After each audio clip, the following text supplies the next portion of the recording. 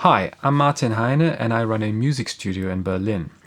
In the context of that, I find myself answering questions and discussing certain production concepts on a regular basis. That's why I've decided to start this short video series in order to address some of those topics for my clients as well as anyone else who might benefit from it.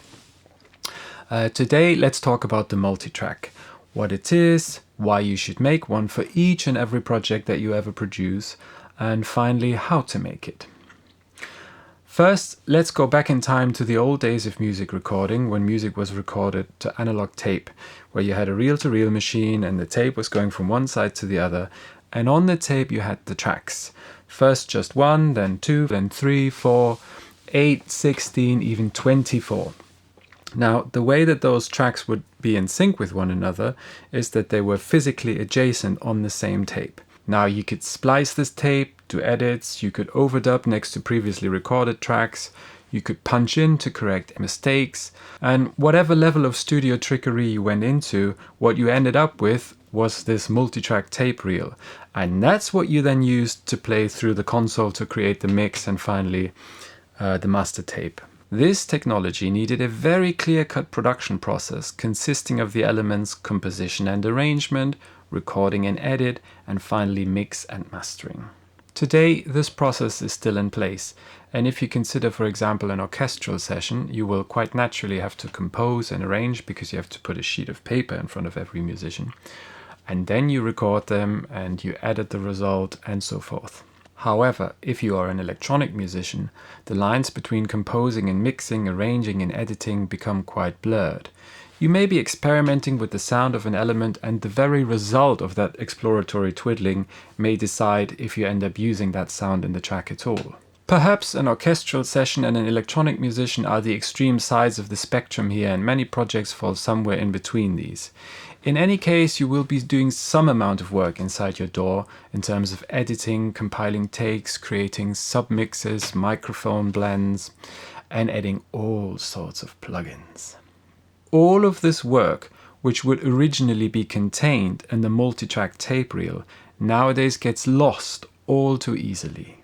It gets lost because if you're trying to open a DAW session from 7 years ago, the software won't run on your computer anymore, you may have changed the operating system or the DAW itself, the plugins may not be supported anymore, or the developers may have gone out of business altogether.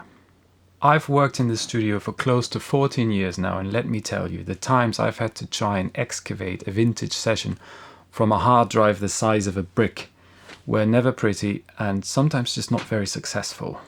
Now, you may be wondering why you would even need to recover an old session in the first place, and the answers include, but are not limited to, a sync deal. Some film or advertisement may want to use your track, but it needs an edit, or an instrumental version, or a remix in a different style, etc. A remix for a new multi-channel format. You know, labels love to work on their back catalogue. Or alternate takes for a 20th anniversary edition of an album that's done particularly well. Congratulations. Perhaps you just want to include a song in your live set and need some of the less important elements to run as a track during the show. In any case, choosing the best takes and the compiling of the ultimate vocal line or solo are essential parts of the production process, and you don't want to just throw them away in the same way that you're not chucking the mix when you get the master files or tearing up the composition the day you get home from the recording studio. Okay, so how and when do you actually make the multitrack? I would suggest that after the edit and before the mixing is the ideal point. In fact, a well-prepared multitrack is the best way to deliver your files for a mix.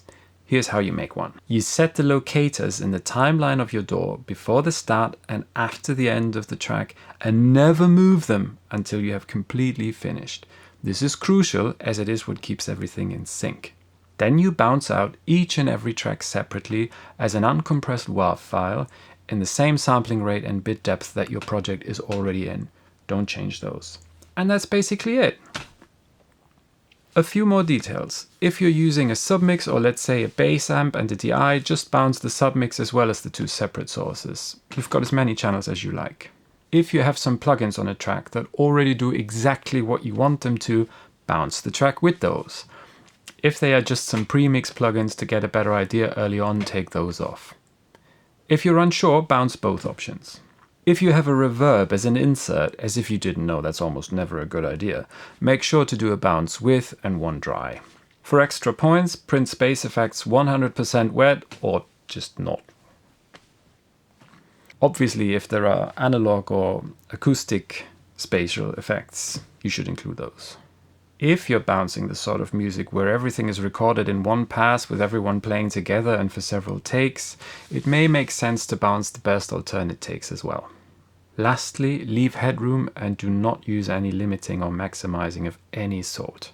Most of the time it's best to just keep things at the level that it was recorded at, and to make sure there is never any clipping. So that's it, there's your multitrack. But you may say, this is also just a set of digital files.